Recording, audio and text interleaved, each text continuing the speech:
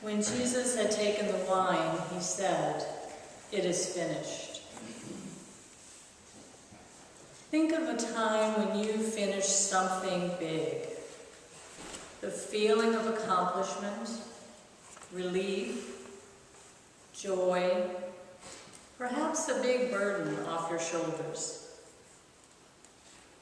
But after that initial wave of feelings, what's next? When Jesus said, "It is finished," no one hearing him was anticipating what would happen, even though he had repeatedly told them.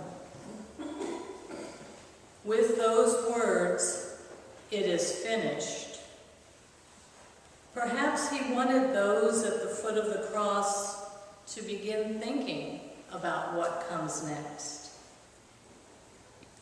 Isn't that the nature of finishing something?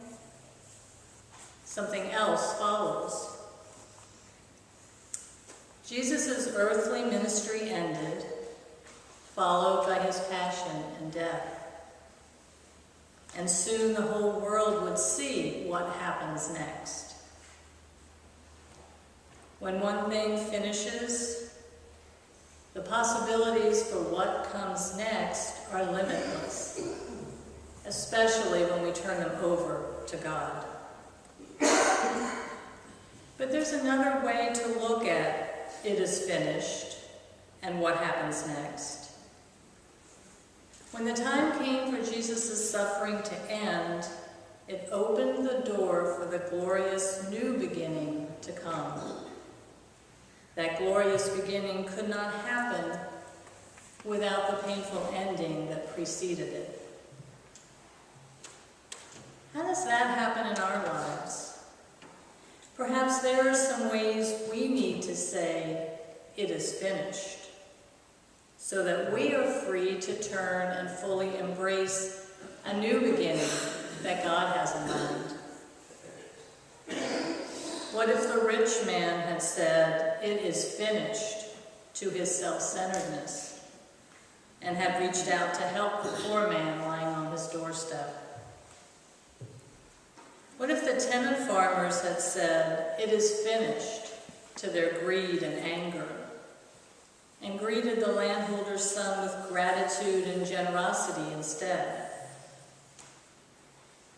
And what if the older son had said, "It is finished," to his jealousy and resentment, and instead embraced the joy of his reunited family? So for us here today,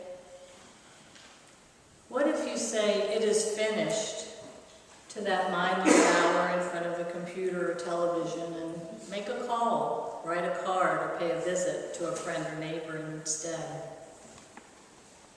Can you say, "It is finished," to that twinge of jealousy you cannot shake, that short temper that causes you to regret words said in haste, or the fear that makes you cling to earthly things? What if you said, "It is finished," to impatience or irritation, and warmly greet the next person God places in your path at a time that's inconvenient for you? What are the things in your life that Jesus wants you to finish so that he can point you toward a glorious new way of living and following him?